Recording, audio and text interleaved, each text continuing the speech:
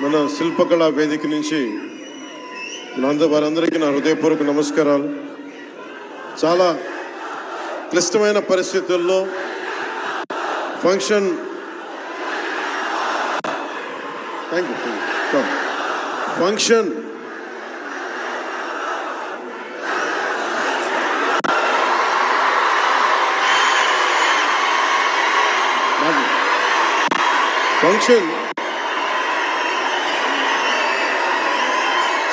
హైదరాబాద్ తెలంగాణలో హరిహర వీరమల్ల ఫంక్షన్ ఒక కనీసం లక్షలాది మంది మధ్య జరుపుకుందామని ప్లాన్ చేసిన వర్షాభావాలు ఇతరత్ర కారణాల వల్ల దాన్ని ముందుకు తీసుకెళ్ళలేక ఫంక్షన్ సైజ్ని మన శిల్పకళ వేదికకి పరిమితం చేసినా కానీ ప్రతి ఒక్కరికి టీవీలో కూర్చొని మరింత సురక్షితంగా చూడాలని ఒక ఉద్దేశం. ఇలాంటి ఒక ఫంక్షన్ చేసుకోవాలంటే చాలా ఒత్తిళ్ళు ఉంటాయి. అలాంటి పరిస్థితుల్లో ముఖ్యంగా హైదరాబాద్ తెలంగాణలో పర్మిషన్ ఇచ్చిన ఈ సభకి పర్మిషన్ ఇచ్చిన గౌరవ ముఖ్యమంత్రి శ్రీ అనుముల తెలంగాణ గౌరవ ముఖ్యమంత్రి శ్రీ అనుముల రేవంత్ రెడ్డి గారికి ప్రత్యేకించి నా ప్రత్యేక ధన్యవాదాలు, హృదయపూర్వక నమస్కారం. అలాగే డీజీపీ గారికి, శ్రీ జితేందర్ ఐపీఎస్ గారికి, అలాగే సైబరాబాద్ కమిషనర్ పోలీస్ శ్రీ అవినాష్ మోహంతి గారికి కూడా నా ప్రత్యేకమైన కృతజ్ఞతలు. ఇది పాపం చాలా బోనాల పండుగ సమయంలో ఒత్తిడికి గురవ్వకూడదు, తొక్కిసలాట జరగకూడదు. ఇలాంటి పరిస్థితుల్లో హరిహర వీరమల్లు ప్రీ రిలీజ్ ఈవెంట్కి పర్మిషన్ ఇచ్చిన తెలంగాణ ప్రభుత్వం గౌరవ ముఖ్యమంత్రి గారికి, డీజీపీ గారికి, సైబరాబాద్ కమిషనర్ గారికి మరోమారు ప్రత్యేకంగా ధన్యవాదాలు తెలుపుకుంటూ, ప్రతి ఒక్క రోడ్డు మీద ఉన్న ఇంతమంది మన అభిమాన జనం వస్తే వారందరికీ సహకరించిన, తొక్కిసలాట్ లేకుండా సహకరించిన పోలీస్ సోదరులందరికీ, ఇన్స్పెక్టర్స్కి, సర్కిల్ ఇన్స్పెక్టర్స్కి, డిఎస్పీస్కి, ప్రతి ఒక్కరికి అభిమానుల తరపున, హరిహర వీరమల్ల యూనిట్ తరపున నా ప్రత్యేక నమస్కారాలు, కృతజ్ఞతలు తెలియజేస్తాను.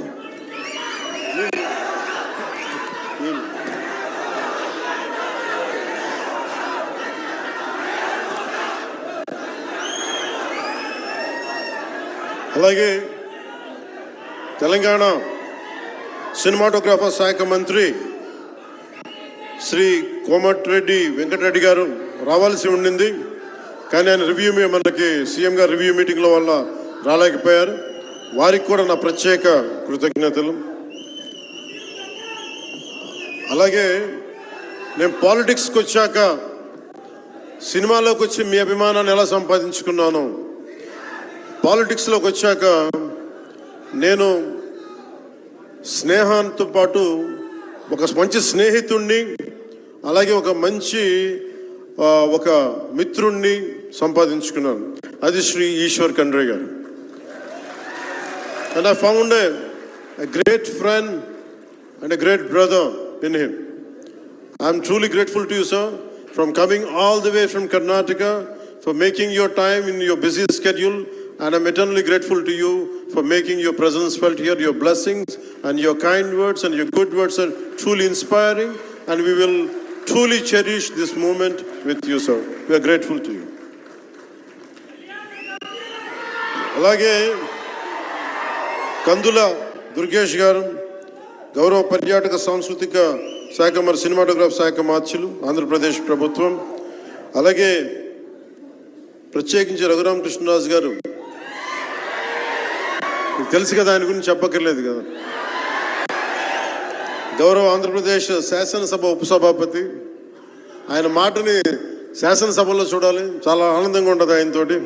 వారికి కూడా నా ప్రత్యేకంగా ధన్యవాదాలు.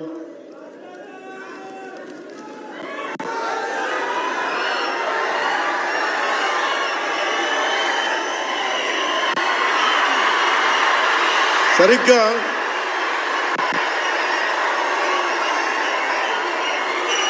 ఒక 2 సంవత్సరాల క్రితం భీమ్లా నాయక్ రిలీజ్ అయినప్పుడు,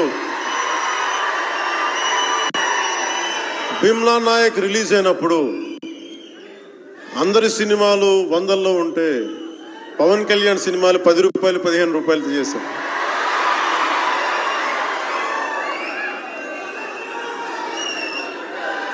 నేను ఒకటే చెప్పాను ఆ రోజున, మనల్ని ఎవడు రాపేది.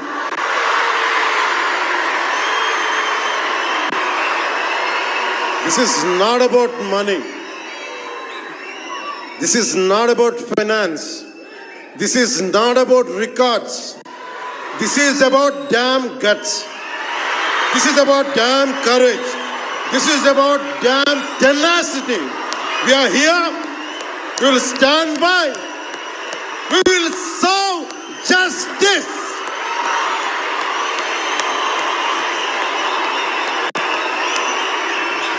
పవన్ కళ్యాణ్ ఎప్పుడు రికార్డుల కోసం ప్రయత్నం చేయాల. Reluctant actor. మా బ్రహ్మానందం గారు చెప్పినట్టుగా నేనేం కోరుకోలే, నేను ఒక యాక్టర్ అవ్వాలని కోరుకోలే, సగటు మనిషిగా బతుకుదామన్న ఒక ఆలోచన తప్ప నాలో ఏం లేదు. అలాంటిది నేను పొద్దున ప్రెస్ మీట్లో రత్నం గారి గురించి మాట్లాడాను. ఇప్పుడు మీకోసమే మాట్లాడతాను, నా అభిమానుల కోసం. ఈరోజు నేను ఇక్కడ నిల్చున్నాను, పడి లేచాను, పడుతూనే ఉన్నాను, లేస్తూనే ఉన్నాను. దానికి కారణం ఒకరే, మీరే.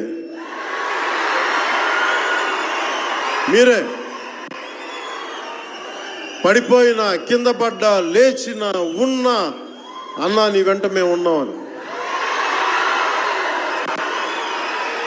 నా దగ్గర ఏమన్నా ఆయుధాలు ఉంటాయా? నా దగ్గర ఏమన్నా గుండాలు ఉంటారా? నా దగ్గర ఎవరు లేరు, గుండెల్లో ఉండే మీరు తప్ప.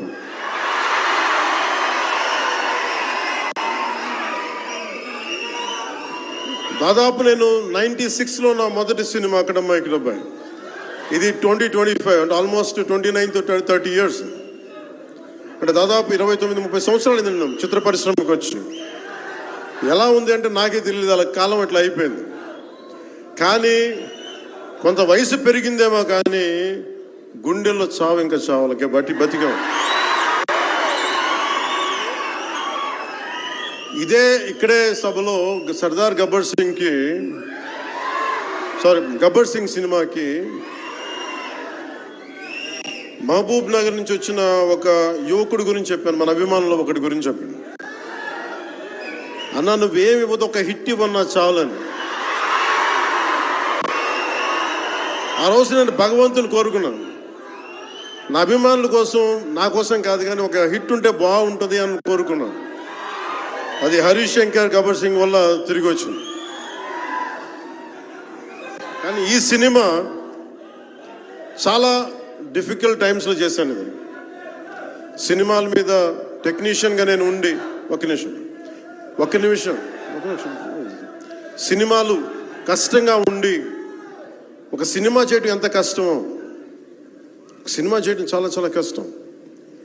నేను మీతో పంచుకోదలుచుకున్నాను ఈ రోజున. మీకు సంబంధించి నేను మొదటి సినిమా నుంచి ఇప్పుడు దాకా జానీ సినిమా నేను చేసినప్పుడు అది ఫెయిల్ అయితే, ఆ సినిమా ఫ్లాప్ అయితే ఎలా ఉంది అంటే ఆ రోజు నా పరిస్థితి, వరుసగా హిట్లు కొట్టి కూడా ఒక్క సినిమా ఫ్లాప్ అయితే అందరూ మీరు వదలలేదు. నేను మీ గురించి ఎప్పుడు మాట్లాడతాను అంటే ధనం మూలం మిదం జగత్ అంటాం. అంటే అన్ని బంధాలు, కార్ల్ మార్క్స్ చెప్పిన అన్ని బంధాలు ఆర్థిక బంధాలని సినిమా పరిశ్రమలో మరింత బలంగా తెలుస్తాయి. నా రెమ్యునరేషన్ ఇచ్చేసాను అని నా దగ్గర అంతమించి డబ్బులు లేవు. కానీ ఆ రోజు నుంచి ఈ రోజు దాకా ఒకటైతే మార్పు జరిగింది. నేను చిత్ర పరిశ్రమ హిట్స్ ఫ్లాప్స్ ఇవన్నీ వదిలేసి నేను ఒకటే నమ్మాను, నా అభిమానులు నాకున్నారు, నన్ను ప్రేమించే వాళ్ళు ఉన్నారు. డబ్బుకి ఎప్పుడు నేను ప్రాధాన్యత ఇవ్వను. నేను ఇచ్చింది బంధాలకు ప్రాముఖ్యత ఇచ్చాను. మనిషి నుంచి మనిషి బంధం. నా గుండె నుంచి మీ గుండెకి 2 గుండెల దూరం అంతే. నేను ఏమి కోరుకోలే,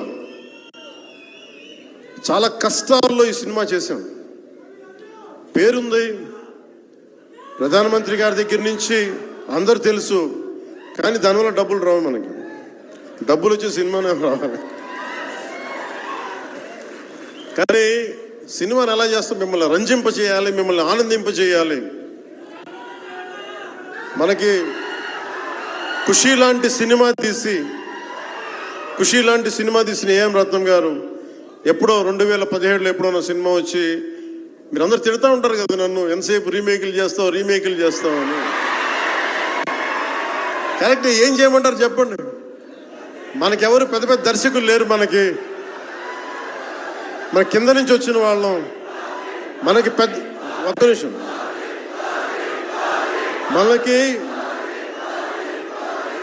మన సినిమాల్ని చెప్తున్నా, ఓజీ సంతోషం, ఇది వీరా మీకు ఈ సినిమా గురించి చెప్తాను మీకు. అంటే మనకి దర్శకులు ఎవరు లేరు. నన్ను అందరూ కూడా ఈ రీమేక్ చేస్తే వీడితో పని అయిపోతే డబ్బులు వస్తాయి, వీడికి రీమేక్ చేస్తే డబ్బులు వస్తాయి. మధ్యలో నేను చేసిన పాపం వల్ల ఒక ఫ్లాప్ తీసాను అంతే. ఆ ఫ్లాప్ తర్వాత నా గ్రిప్ రాలే మళ్ళీ ఫిల్మ్ ఇండస్ట్రీలో.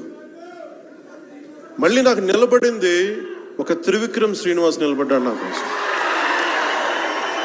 ఆయన ఎవరో కూడా తెలియదు నాకు. ఎవరన్నా సక్సెస్లో వెతుక్కొని వస్తారు, అపజయాల్లో వెతుక్కుని వచ్చిన నా మిత్రుడు, ఆత్మ బంధువు త్రివిక్రమ్ శ్రీనివాస్ వచ్చి అప్పుడు జలసా తీశారు. కష్టాల్లో ఉన్నప్పుడు లేదు, అడ్వర్సిటీ రివీల్స్ ట్రూ క్యారెక్టర్ అంటారు. కష్టాల్లో ఉన్నవాడే వచ్చినప్పుడు స్నేహితుడు. అలాంటి స్నేహితుడు నాకు భగవంతుడు త్రివిక్రమ్ శ్రీనివాస్ ద్వారా వచ్చాడు. అలాగే ఎందుకు రీమేక్స్ చేశాను మీకు ఉంటుంది కదా. నా పార్టీని ఎవడు నడుపుతాడు?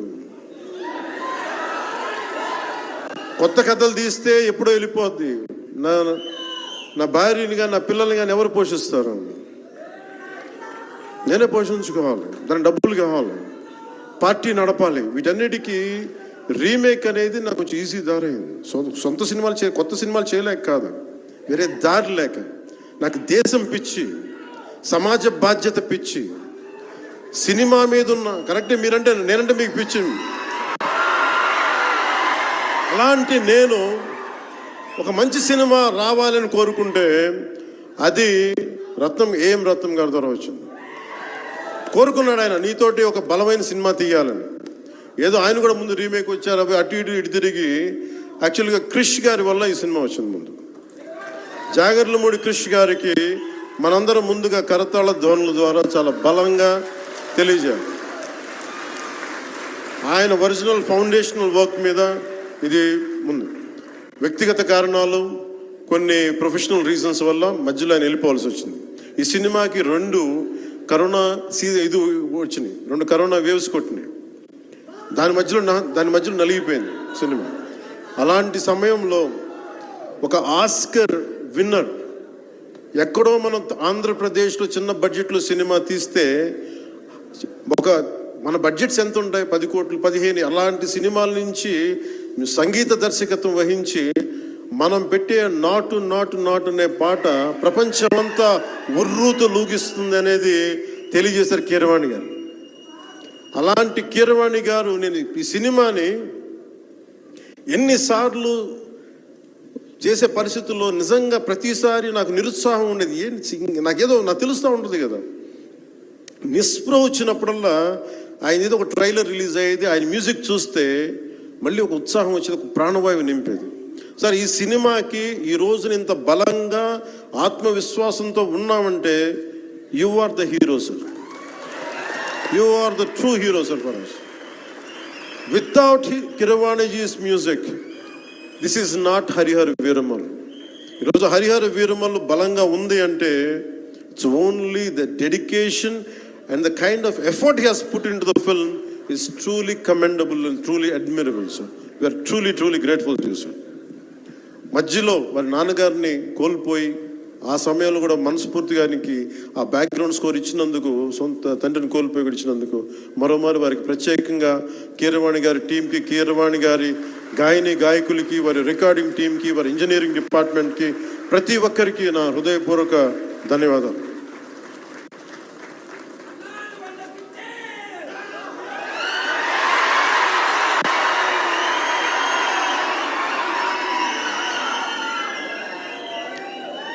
ఈ సినిమాని టెక్నీషియన్స్ గురించి అందరితో మాట్లాడే దాన్ని విల్ టాక్ అబౌట్ సినిమా. జ్యోతి కృష్ణ నాకు ఖుషీ టైం నుంచి లండన్లో చదువుకొని వచ్చాడు, film making course as a director. ఆయన సినిమాని చాలా బాగా హ్యాండిల్ చేశారు. ఎలా ఈ పరిస్థితులు ఎవరు చేయగలరు అనుకుంటా ఆయన స్టెప్ ఇన్ అయ్యి ఒక తండ్రికున్న విజన్కి కొడుకు సారథ్యం వహించి తండ్రి కొడుకుల తాలూకు ఇది ఎఫర్ట్ ఈ సినిమా ఇది. సో మనస్ఫూర్తిగా జ్యోతికృష్ణ గారికి, రత్నం గారికి మరోమారు నా ధన్యవాదాలు చెప్తా ఉన్నాను. అలాగే సినిమాని ప్రారంభించినప్పుడు జ్ఞానశేఖర్ గారి కెమెరామెన్, ఆయనకి నా మనస్ఫూర్తిగా కృతజ్ఞతలు. అసలు ఈ సినిమాని ఇంత రికార్డ్ బ్రేకింగ్ స్థాయిలో మీ అందరికీ తెలుసు కదా, మీరు అంతసేపు ఓజీ ఓజీ ఓజీ అంటారు. నా సినిమానే ఓజీ బయట వాళ్ళ సినిమా కాదు కదా, మన సినిమానే కదా. కానీ హరిహర వీరమల్లుకి ప్రాణం పెట్టిన ఇంకొక వ్యక్తి ఉన్నారు, ఆయన మనోజ్ పరమహంస. అంటే నాకు టైము, నేను రోజు చెప్పాను 2 గంటలు ఇస్తానని చెప్పాను. నేను అడ్మినిస్ట్రేటివ్ నా దగ్గర ఉంది, ఈశ్వర్ ఖండ్రే గారి లాగా నేను కూడా ఫారెస్ట్ మినిస్టర్, దాంతోపాటు పంచాయతీ రాజు ఉంది. వీటన్నిటి మధ్యలో నేను ఇవ్వగలిగేది 7 నుంచి 9 2 గంటలు ఇస్తాను. మీకు ఏం చేస్తున్నారో చేసుకోండి. వారానికి 5 రోజులు ఇచ్చాను. ఈ 5 రోజుల్లో దాన్ని చాలా పగడ్బందీగా ప్లాన్ చేసి మంగళగిరిలో ఉన్న జనసేన పార్టీ ఆఫీస్ నుంచి 2 గంటల ఒక కూతవేటు దూరంలో ఉన్న నా సన్నిహితులు, నా మిత్రులు రమేష్ లింగంనేని గారి మిడ్ వ్యాలీ స్టూడియో, వాళ్ళ స్థలం ఉంటే దాన్ని మిడ్ వ్యాలీ స్టూడియోస్గా మార్చేసి అక్కడే సెట్స్ చేసాం. మొత్తం మేజర్ వర్క్ అక్కడే చేసి దాని స్పెషల్ ఎఫెక్ట్స్ చేసాం. ఇలాంటివన్నీ సహకరించినందుకు, చేయగలిగిన సత్తా ఉన్న మనోజ్ పరమహంస గారికి మనస్ఫూర్తిగా నా ధన్యవాదాలు. అలాగే ఎగ్జిక్యూటివ్ ప్రొడ్యూసర్ దయాకర్ రావు గారికి, అలాగే ఆర్ట్ డైరెక్షన్కి చేసిన తోట తరుణి గారికి, అలాగే పాపం నేను పొద్దున కూడా చెప్పాను, ఈ సినిమాకి ఎవరన్నా సరే ఎంతమంది క్యాస్టింగ్ ఉన్నారు ఈ రోజున. విచిత్రంగా నేను, నిధి అగర్వాల్ తప్ప ఇంకెవరు లేరు. మన భరణి గారు, రఘు గారు, చాలా మేజర్ క్యాస్టింగ్ ఉంటే ఎవరు లేరు.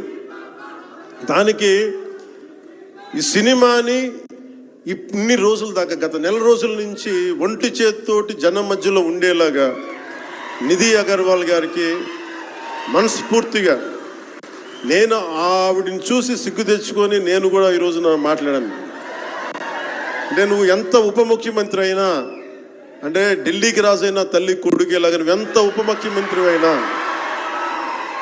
నువ్వు ఈ సినిమాకి హీరో అని చెప్పుకొని నేను ఆవిడని చూసి సిగ్గు తెచ్చుకొని నేను కూడా మీడియా ఇంటరాక్షన్ చేశాను. రేపు కూడా చేయబోతున్నా, ఎల్లుండి కూడా చేయబోతున్నా.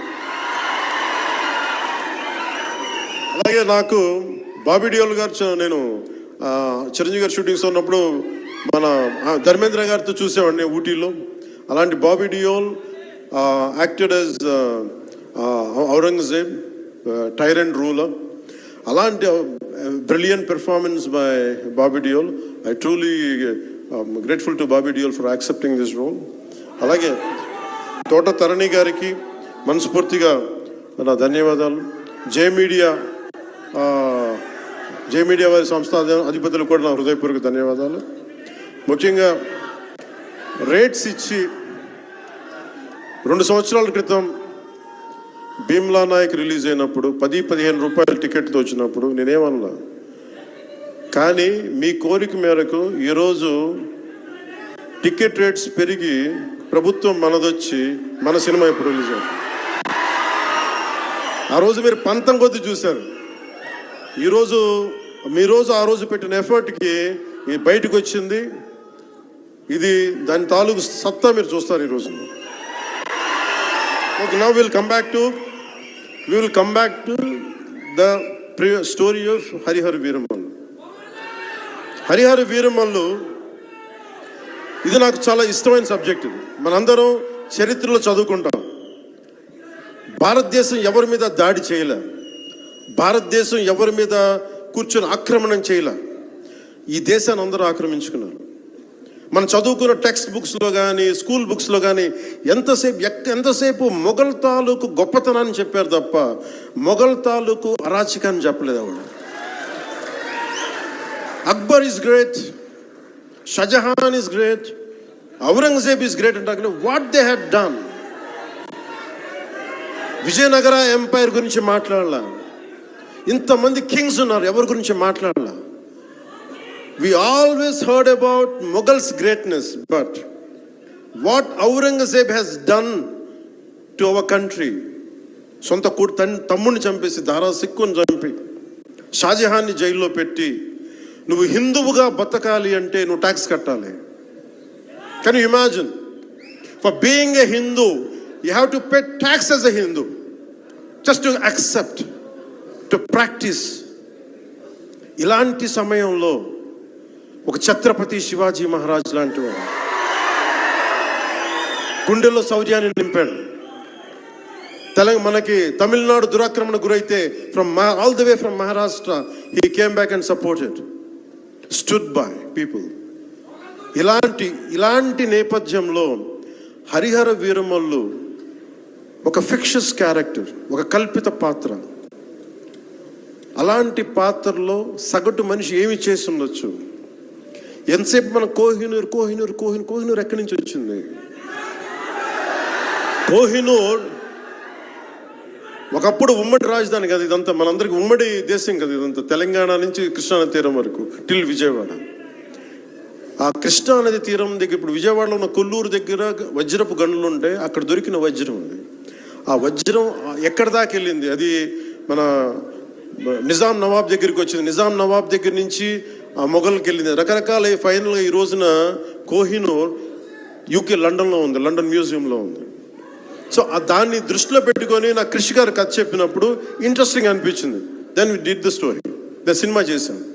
ఈ సినిమా మేకింగ్ ప్రాసెస్లో చాలా నలిగాం. ఇలాంటివన్నీ నలిగిన తర్వాత ఒకటే ఏంటంటే, ఈ సినిమాలో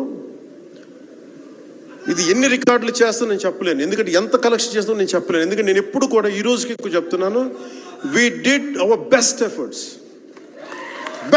better. అంటే మీరు అంటారు కదా, మీకోసం కొంచెం కాలు కూడా కదిల్చాను డ్యాన్సుల కోసం.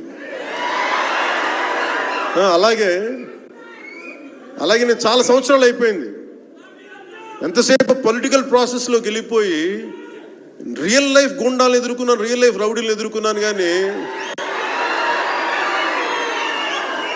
సినిమాటిక్గా చెయ్యాలి అంటే ఎగిరి కొట్టడాలు ఇవన్నీ చేయడానికి నేను మళ్ళీ మార్షల్ ఆర్ట్స్ మళ్ళీ నేను చిన్నప్పుడు 20s ఉన్నప్పుడు ఎలా చేయాలో మళ్ళీ ఒక 1 month 2 months మళ్ళీ బ్రషప్ చేసి, ఒక ఎస్క్రీమా కానీ, జీత్ కండో కానీ, అలాగే ఇషున్ రియు కరాటే కానీ, తర్వాత నేను నేర్చుకున్న మ్యాక్సిమం ఊషు కానీ, ఎనీ సెల్ఫ్ డిఫెన్స్ టెక్నిక్స్ అన్నీ కూడా క్రోడీకరించి ఒక క్రమబద్ధీకరించి ఈ 18-minute క్లైమాక్స్ పార్ట్ నేను కొరియోగ్రాఫ్ చేశాను. దీన్ని